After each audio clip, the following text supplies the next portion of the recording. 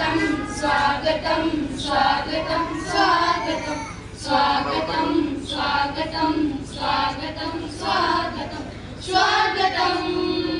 स्वागतं स्वागतं स्वागतं स्वागतं स्वागतं स्वागतं स्वागतं कैसा पावन सुहावन समय आज है, आप आए अतिथियों में सरताज है।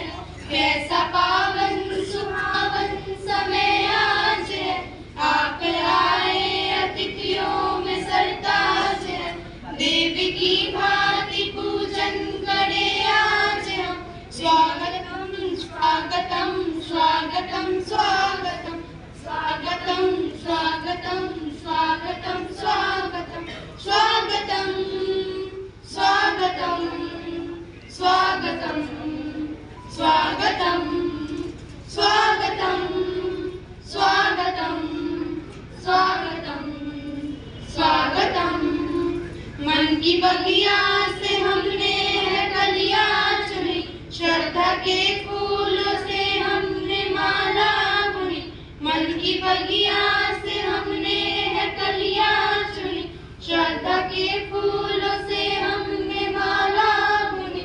करते हैं मिलके अर्पित सुमन आज हम, करते हैं मिलके अर्पित सुमन आज हम। स्वागतम स्वागतम स्वागतम स्वागतम स्वागतम स्वागतम स्वागतम स्वागतम। मन की वीणा से गुंजित ध्वनि मंगलम, मन की वीणा से गुंजित ध्वनि मंगलम। स्वागतम स्वागतम स्वागतम स्वागतम स्वागतम स्वागतम स्वागतम स्वागतम स्वागतम स्वागतम स्वागतम स्वागतम स्वागतम स्वागतम स्वागतम स्वागतम। Thank you. विशिष्ट अतिथि महोदय से निवेदन करते हैं कि हमारे सारे प्रायोजकों को सम्मान करें।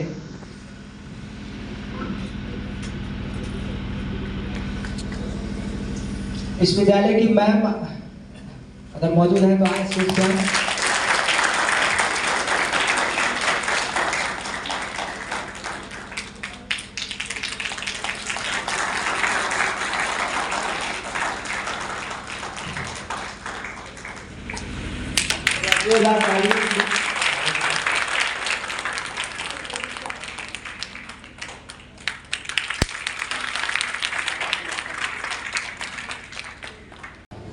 बहुत बहुत धन्यवाद आपका रविशंकर जी।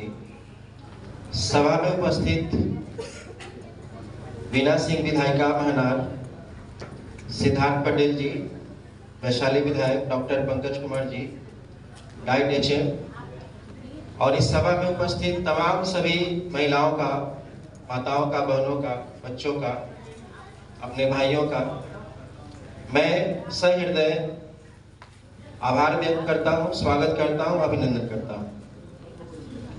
जैसा कि इस सेमिनार के माध्यम से हम सभी का आज का विषय है सशक्त समाज में महिलाओं की भूमिका। किसी भी समाज के निर्माण में महिलाओं और पुरुष दोनों का योगदान होता है, और समाज को सशक्त मतलब शक्तिशाली बनाने के लिए मेरी सोच है कि सबसे पहले महिलाओं को सशक्त होना पड़ेगा और उनकी सशक्ति की तरफ जाना पड़ेगा।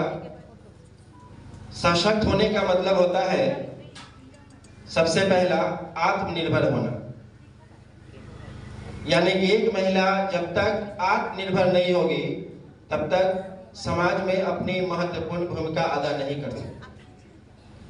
और आत्मनिर्भर होने के लिए उन्हें आजादी चाहिए, आजादी शिक्षा लेने की, आजादी हर वह काम करने की जो वह करना चाहती है बचपन से। लेकिन कहीं ना कहीं समय के हिसाब से जो जिम्मेवारियां उनके ऊपर आती हैं, उन जिम्मेवारियों को लेते हुए करते हुए समाज में जितनी भूमिका होनी चाहिए उतनी भूमिकाओं के लिए उन्हें आजाद नहीं किया जाता है। मैं बहुत कम शब्दों में इसको भी क्लियर करूंगा। तो सबसे पहला होना चाहिए आत्मनिर्भर। अगर अच्छा समाज, मजबूत समाज बनाना चाहते हैं तो महिलाओं को आत्मनिर्भर होना पड़ेगा सबसे पहले। दूसरा होता है इसमें आत्म निर्णय लेने की क्षमता होनी चाहिए। अभी लगभग किसी भी तरह का कार्य होता है, कोई डिसीजन लेना होता है तो हस्बैंड से पूछते हैं क्या करें इसमें। आत्मनिर्णय की बात इसमें कहां से आती है? निर्णय खुद से लेना पड़ेगा। तो पहला आत्मनिर्भर, दूसरा आत्मनिर्णय लेना पड़ेगा इसमें, यानी अपने जीवन के लिए, अपने भविष्य के लिए कुछ भी करना है, सक्सेस होना है, जीवन में सफल होना है, तो इसका डिसीजन महिलाओं का ही होना चाहिए। और तीसरा आता है इसमें समाज में उनकी मुख्य भूमिका होनी चाहिए। हमारे देश में अभी पंचायती राज चल रहा है जिसमें महिलाओं के लिए पंच, सरपंच, मुखिया से लेकर काफी ज्यादा अच्छे अच्छे पोस्ट दिए गए हैं, लेकिन हम सभी जानते हैं कि उसमें ज्यादातर दबदबा पुरुषों का ही हो जाता है। ये एक गंभीर चिंतन का विषय है। मैडम बैठी है, काफी संघर्ष करके यहाँ तक आई है, मुझे भी पता है। लेकिन पंचायती राज की बात करें यदि, कि महिलाओं को आगे लाने के लिए ये सिस्टम चालू किया गया, हम सभी जानते हैं अगर कोई मुखिया प्रत्याशी होती है महिला में, उनका कितना रोल होता है उस पंचायत में। जहां कहीं यदि वो विनर हो जाती है, जीत जाती है, तो मुझे लगता है उनका मुख्य काम रह जाता है केवल साइन करना। इस बात से अगर सहमत है आप लोग तो हाथ ऊपर कर सकते हैं। हम देखते हैं इन चीजों को, कौन कौन सहमत है इन बातों से, हाथ ऊपर कर ले। कि जो मुखिया प्रत्याशी जीतती है उनका मुख्य काम हो जाता है सिग्नेचर करना। सरकार आगे लाए उनको कि आप भी समाज का निर्माण करें, आपकी भी सोच आगे बढ़े, आप भी पंचायत के लिए कुछ निर्णय लें। लेकिन जीतने के बाद भी क्या मिला उनको? मैं उस आत्मनिर्भर की बात कर रहा हूँ, उस आजादी की बात कर रहा हूँ जो आजादी सरकार ने दिया, लेकिन उस आजादी को भी छीन लिया गया। तो मैं चाहूंगा जहां जिनका पोस्ट है उस पोस्ट के लिए उनको आजाद किया जाए और समाज में उनको मौका दिया जाए। अभी धीरे धीरे ये ट्रेंड भी बदला है। महिलाएं कब से पीछे रह गए, थोड़ा समय पीछे जाऊंगा। पहले के जमाने में महिला पुरुष दोनों आगे आते थे। जब से हमारे देश में कृषि प्रथा चालू हुई तब से ऐसा समझा जाने लगा कि पुरुष घर के बाहर काम करेंगे, महिलाएं घर के अंदर काम करेंगी। यानी कृषि की जब परंपरा चालू होती है तब से कि महिलाएं घर गृहस्थी संभालेंगी और पुरुष खेतों में काम करेंगे। हम लोग बचपन में किताब देखते थे, तीसरी कक्षा किताब में किसान नाम का कविता था। उसमें किसान के रूप में उस किताब में एक कार्टून पिक्चर भी अगर दिया गया था तो पुरुष का ही था। मेरा सवाल है, एक सेकेंड,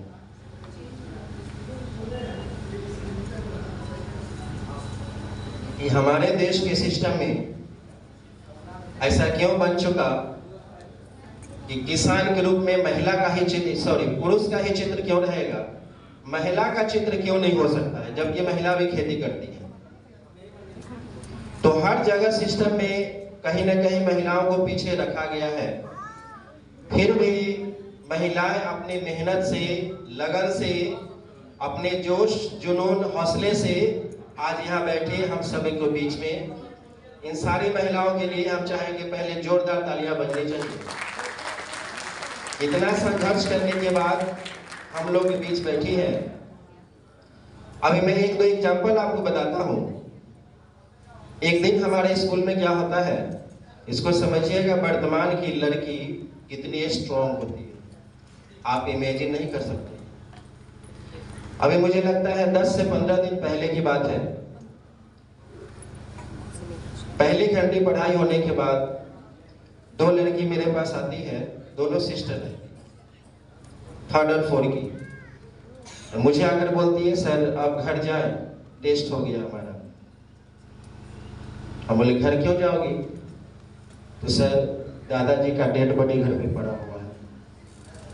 मतलब दादाजी डेथ कर गए हैं, इसलिए घर जाना पड़ेगा। कल रात को डेथ किए थे, टेस्ट था इसलिए हम आ गए थे, और उसका घर गांव में ही है। मैं शॉक्ड रह गया वहां पर कि ये जो वर्तमान पीढ़ी की जो लड़कियां हैं, इनके पास साहस और हिम्मत कितनी है। उसके दादाजी का डेड बॉडी घर पे है, और वो लड़की एजुकेशन को कितना इंपॉर्टेंस दे रही है कि वो टेस्ट देने स्कूल में आई है। उसमें उसका स्वयं का डिसीजन था, किसी ने कहा नहीं था। अपना डिसीजन था कि जाकर मुझे टेस्ट में अपियर होना है। ये मैं मॉडर्न पीढ़ी की लड़कियों की सोच बता रहा हूं, कितनी स्ट्रॉन्ग लड़कियां हैं। एक घटना और बताता हूं। एक लड़के की शादी होती है, और शादी के 7-8 महीने बाद ही स्कूल ओपन करता है वो लड़का, और अपनी बीवी को साथ में पढ़ाने के लिए ले जाता है, स्कूटर पर बैठा कर। गांव वाले कहते हैं नई नवेली दुल्हन आई है, और ले गया काम करवाने के लिए स्कूल में। वो महिला भी अपने पति के साथ कदम से कदम मिलाकर साथ देती है, और जितने सारे लोग जो कुछ भी बोलते हैं उन सारी चीजों को इग्नोर करते हुए आगे बढ़ती है अपने पति के साथ कदम से कदम मिलाकर। और SPOGF जो स्मोक ऑफ चिल्ड्रंस एकेडमी आप यहाँ देख रहे हैं फ्लेक्स पर, उसके निर्माण में अपनी महत्वपूर्ण भूमिका अदा करती है बबीता कुमारी राय, जो हमारे सामने बैठी है। एक गांव में नई नवेली दुल्हन को स्कूल में जाके पढ़ाना आसान नहीं होता है, बहुत कुछ बोलते हैं बोलने वाले। तो महिलाएं एक से बढ़कर एक हैं। महिलाएं यदि चाहे तो घर गृहस्थी भी संभाल सकती है, और देश के लिए आगे आना हो तो झांसी की रानी भी बन सकती है। हर तरह की महिलाएं होती हैं। तो महिलाओं के लिए और आगे आने की जरूरत है हम सभी को। बातें तो काफी ज्यादा है बताने के लिए, लेकिन समय सीमा होती है। कुछ चीजों पर मैं बस, बेटी और बहू, इस पर सभी लोग ध्यान रखेंगे। मॉडर्न जो समय चल रहा है, कहते हैं बेटी और बहू दोनों बराबर होती है। कैसे होती है ये आप लोग मुझे बता दीजिए, बस जरा सा लेंगे सर। बेटी घर में है, जैसे मन वैसे रह सकती है, कोचिंग जा सकती है, स्कूटी से पढ़ाई कर सकती है। उसी घर में बहू आएगी तो वही काम क्यों नहीं कर सकती?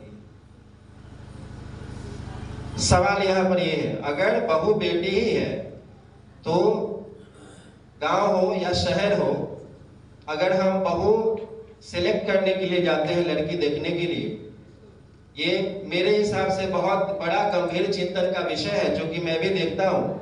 हर कोई चाहता है मेरे घर में पढ़ी लिखी बहू आए। किस लिए आए? घर में पढ़ी लिखी बहू किस लिए आएगी? काम करने के लिए, खाना बनाने के लिए। मैंने देखा है लड़कियों की शादी अभी होती है ना, तो उसका एक इंटरव्यू होता है, जैसे कि IPS का, UPSC BPSC का जैसे जॉब हो रहा है वैसे होता है। इंग्लिश टू इंग्लिश इंटरव्यू होता है, लेकिन उसके बाद क्या होता है उनके सपनों का क्या होता है? तो अगर बहू ऐसी ला रहे हैं हम लोग, तो उसके लिए आगे सोचना है, उसको शिक्षा भी देना है। केवल खाना बनाने के लिए लाना है तो फिर मुझे नहीं लगता इतना ज्यादा कुछ करने की जरूरत है। तो जब तक हम सभी महिलाओं को आजादी नहीं देंगे, शिक्षा का अवसर नहीं देंगे, शादी के बाद यानी मैरिज हो जाता है उसके बाद भी हम सभी मिलकर उसको शिक्षा का अवसर देंगे, तब जाकर जो रविशंकर जी का थीम है सशक्त समाज के निर्माण में महिलाओं की भूमिका, यह जाकर पूरी होगी। ठीक है, तो रविशंकर जी के लिए कुछ पंक्तियां मैंने लिखी है और मुख्य रूप से महिलाओं के लिए है। परिस्थितियां चाहे कैसे भी हो, जीवन में मत मानिएगा कभी हार। आपकी मेहनत लगन परिश्रम कभी नहीं जाएगा बेकार। बस आप खड़े रहिए हमेशा हर मुश्किलों के लिए तैयार, क्योंकि आपके साथ खड़ा है हमेशा निर्मल इंडिया न्यूज परिवार, जो महिलाओं पर अत्याचार करने वालों पर अपने तीखे सवालों से हमेशा करेंगे वार। तो आप सभी निर्मल इंडिया की गौरवशाली सेमिनार में सम्मिलित होने के लिए हो जाए तैयार। जब हम सबको साथ लेकर चलने वाले युवा, जोशीले, ईमानदार, कर्मठ, जिनका नाम है रविशंकर कुमार। आखिर में आप सभी को कहना चाहूंगा, जब हो महिलाओं के सम्मान की बात, केवल निर्मल इंडिया न्यूज परिवार की होगी बात। जिन्होंने नए साल पर महिलाओं को दिया है ये सौगात, तो क्यों ना करें हम सब मिलकर एक नई शुरुआत। जहां हो केवल महिलाओं के सम्मान की बात, जहां हो केवल महिलाओं के सम्मान की बात। जय हिंद, जय भारत, जय नारी शक्ति। धन्यवाद।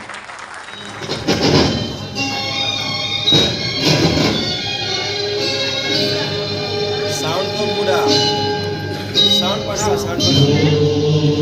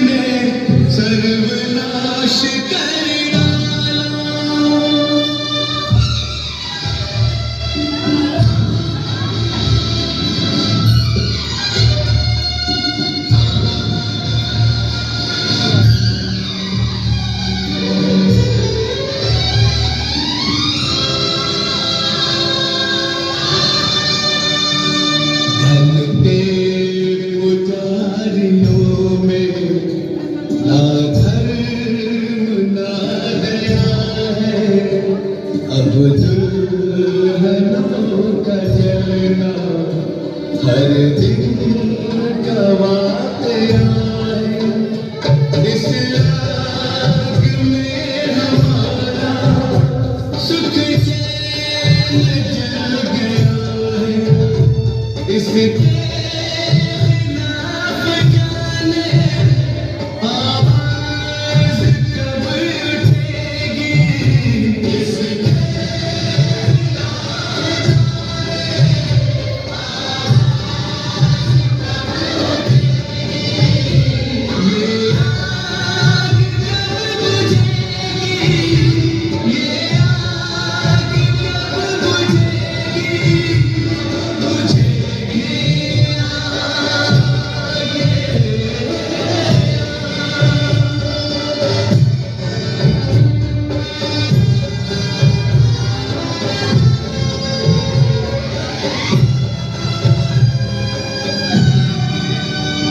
कन्या का दान जग में सबसे बड़ा कमाए, ये दान लेने दुनिया बाबुल के द्वार आए।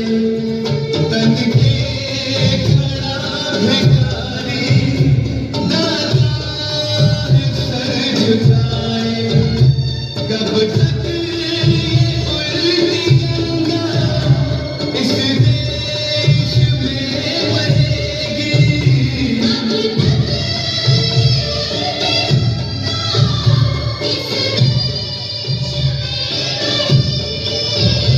ये आग कब बुझेगी, ये आग कब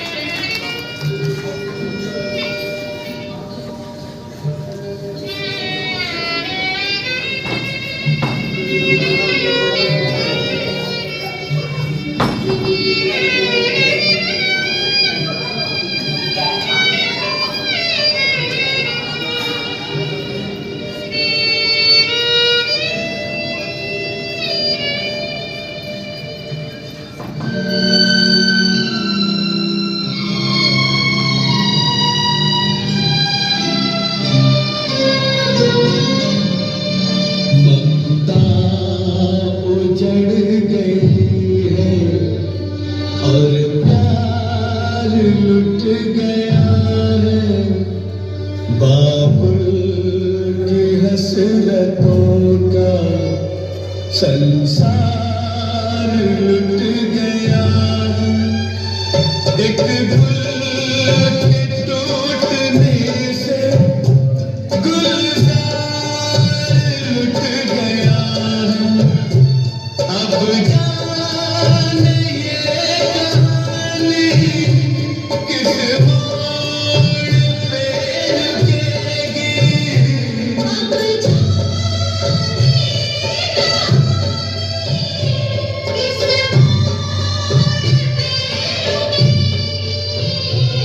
ये आग कब बुझेगी, ये आग कब बुझेगी,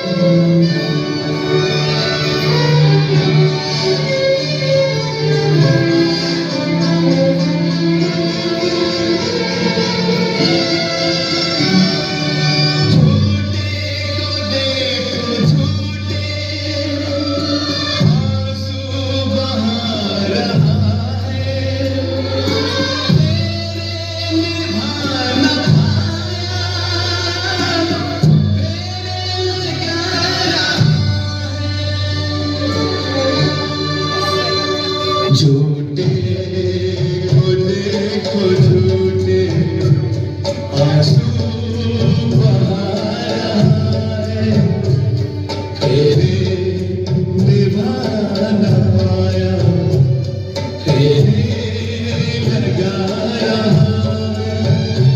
जिसको जला चुका है उसे फिर जला रहा है नारी जन्म जली है कब तक यूं ही जलेगी इसके खिलाफ जाने आवाज कब उठेगी इसके खिलाफ जाने आवाज कब उठेगी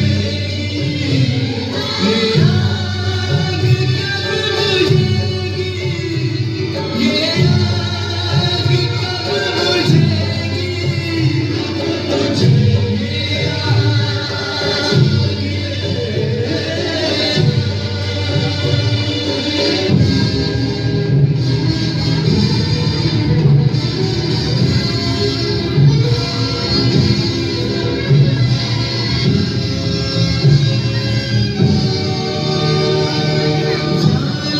समाज अपने रस्म रिवाज देखे बेबस पे जुल्म क्या क्या होते हैं आज देखे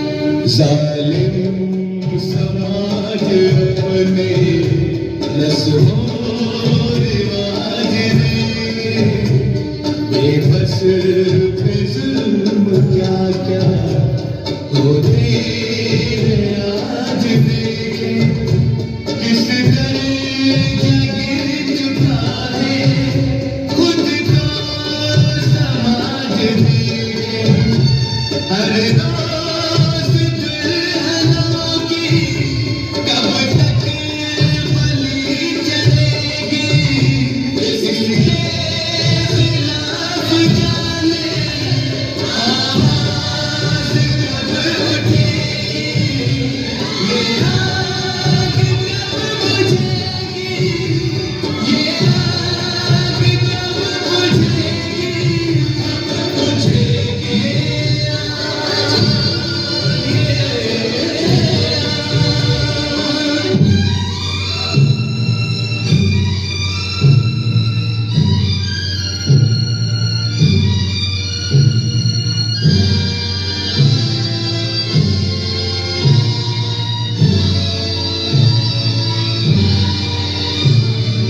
आंसू बहाएंगे जब आंसू रुलाने वाले जुल्मों में खुद गिरेंगे जब जुल्म उठाने वाले